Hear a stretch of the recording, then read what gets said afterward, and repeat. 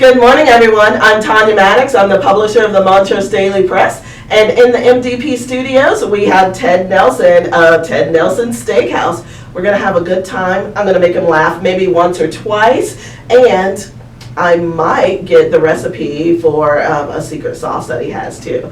So as you know, Montrose Matters would not be here if it wasn't for the support of Elevate Fiber. So to the great folks at Elevate Fiber, thank you so much for supporting Montrose Matters.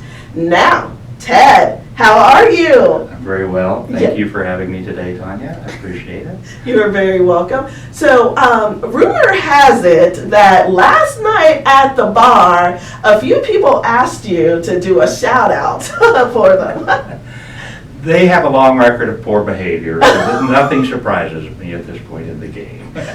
I'm sure I could probably name a few of those folks. So, now, Ted, you've got a long history in Montrose and a long history in the restaurant business, and I think the average person doesn't know that. Rumor has it that at some point you owned the Red Barn? Yes, I went in as a young man, and I left as an old man, and that was a long time ago. I started working there in 1971. I bought it in 75, and I sold it in 93. Really? Now, was it a steakhouse then? Yes, but the dining industry has been so dramatically influenced by technology, by our access to year-round products, and our guests are more sophisticated. It's changed. It's really a dynamic field, and it's fun to be involved in it and to see it evolve to where it is now, where you can have products from all over the globe, and people are very knowledgeable about lots of the things in the dining out experience. So it's just been fun to watch it transition into a pretty sophisticated field. You know, that's interesting. I've not heard the restaurant industry be considered or called a sophisticated field, and you're absolutely right. When I look at Ted Steakhouse, and on any given night, I will go in sometimes to relax and just sit at the bar, and times to have a meal. You're always full. You are just a homegrown guy who has really figured out the success of running a restaurant. Well, it's a team effort. I have coworkers that have been with me for over 40 years, so you have to make the mistakes, so you have to get open and you have to do that. That's the law of the universe. If you didn't, then you can't. They will occur. You just don't know quite when. But really fortunate with a group of coworkers that are willing to have committed a large part of their lives. They're not only good employees, they're good friends, and so we're all in it together. You don't do anything by yourself. No, not at all. So do you believe that that's the atmosphere that is attractive to folks who come in and dine at Ted's? Well, I think you have a chance to get it right if you don't have a lot of turnover. It's you're still going to make your mistakes, but you want them to be seamless. You don't want the guests to see those. Right. And that's just the time on task. It's not. That's how you master any skill. That's true. If you're going to be a rocket scientist, you got to do that stuff. If you're going to make your guests want to come back, because that's what we're all about, is having that multiple experiences with, then you know that you're on the right track. Exactly. No, that's good to hear. Well, we're going to take a quick break, and when we come back, I'm going to try and get a recipe out of Ted.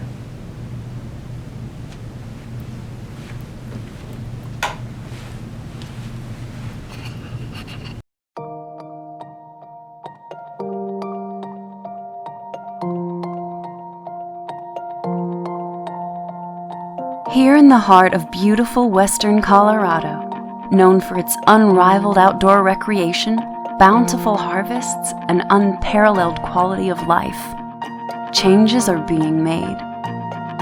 Elevate Fiber is transforming the way we work, live, and play by creating exciting new opportunities for local families and businesses. Are you ready?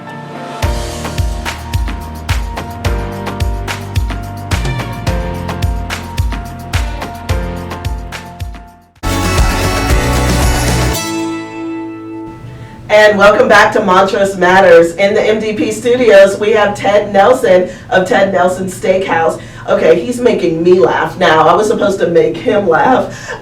In a minute, I'm going to have Ted tell you that story about going to Crested Butte and needing $3.50 for a round-trip bus ticket. But before we jump into that, Ted, I want to know, what is your most favorite thing on the menu?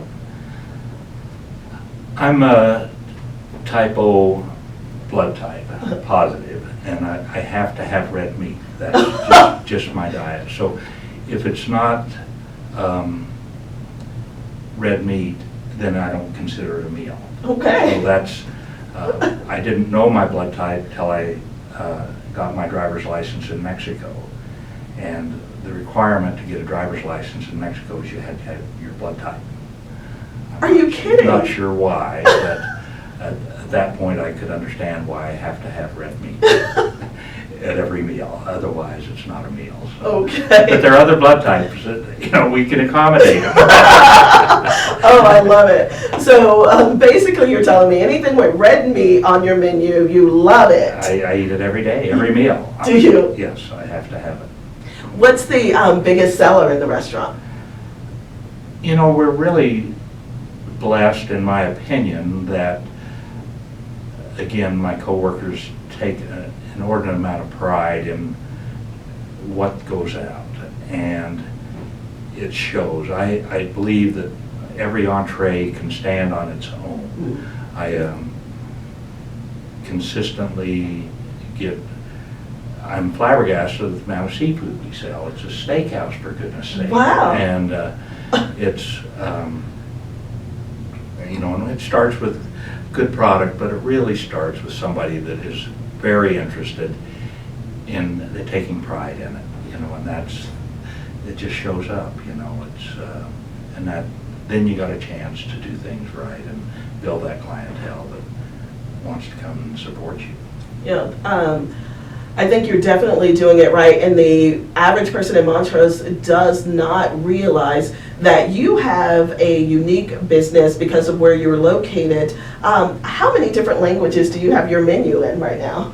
Well, I really only have it in German, French, and Spanish, Okay. but I need to really publish it in Japanese, and we're getting a large number of Russians traveling through the western United States, and it's because of our national park system. And didn't think that was there, but until you work every night and you see who your guests are, actually. Right. So it's we're very much on the map for people that want to travel, and there's many economies that have the resources to come and see our national park system. We're just blessed that the Black Canyon is a big hole in the ground, not very far from Montrose, and so it's a big part of the attraction to this area. And you started seeing that change when the Black Canyon became a national park. National park rather than a monument, because it just raised people's awareness. I had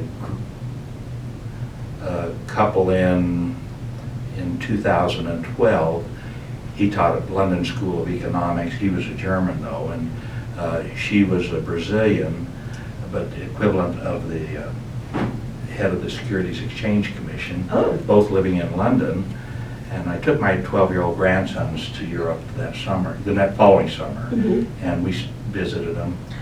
So you make these relationships that that is so nice. But they came, they wanted to see our national park system, they wanted to see big cars, they flew to Las Vegas, but they ended up in Montrose for a night too. And they ended up at Ted Steakhouse. That's amazing. It's a very nice location. Well, I do believe that in your blood you have people who were forward thinking even as early as the 60s. Didn't your grandfather predict this? He was very blessed in, he really valued education. Mm-hmm. And I don't want you to take this personally, okay? He graduated in 1904 from Montrose High School. Right. And he was salutatorian. And there was a black woman that was valedictorian in Montrose. In 1904. In 1904. So Wow. she was smart, she worked hard, she's very well published in the state of Colorado. Mm-hmm. And he became a district judge. He was in World War I. Everybody worked 2 jobs in those days. And he was the largest landowner. He raised sheep and cattle. But at a BLM meeting in 1960 in Durango, he predicted that Western Colorado is going to be about tourism. And he told the miners, and he told the ranchers, and he told the timbermen that that's all a nice part of the economy, but take it to the bank, that tourism is going to impact Western Colorado. And this was before ski areas. Right. You know, Vail was existent, but that was about it. So in Aspen, of course. That is amazing. So then in the early 60s, Crested Butte and Crested Butte opened in 1961. I'm in 5th grade. Their package for students, you got the bus ride and the lift ticket for $3.50. None of us had the $3.50. I started skiing when I was 10. This is my 57th year skiing. Great. Oh, that is wonderful. You know, when we took a break, I asked Ted what was what's his busiest day of the year, assuming it was Valentine's Day and so forth. But he reminded me, because of where they're located, that his business is seasonal. Tell us more about that. Well, I believe our local clientele eats out on Friday and Saturday night, and that's when people do dine out.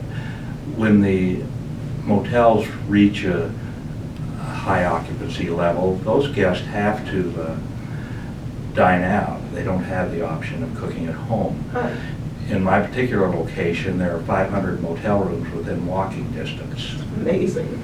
And every Monday night, I take the desk clerk dinner. And I've been doing that Oh my goodness. for 4 years. I feel that I'm the main restaurant for a 500-unit motel. Each one of my wings has a different name, but they're very supportive of our particular project. That is so nice to hear. Well, Ted, we are blessed to have you and Ted Steakhouse in this community. Thank you for all you've done over the decades, and keep doing it. I believe that the human mind and the human body are designed to work. So as long as my health permits it, that's the only fountain of youth there is, in my opinion. So I have to. I love it. Thank you, Ted, for joining us on the Montrose Matters and in the MDP studios.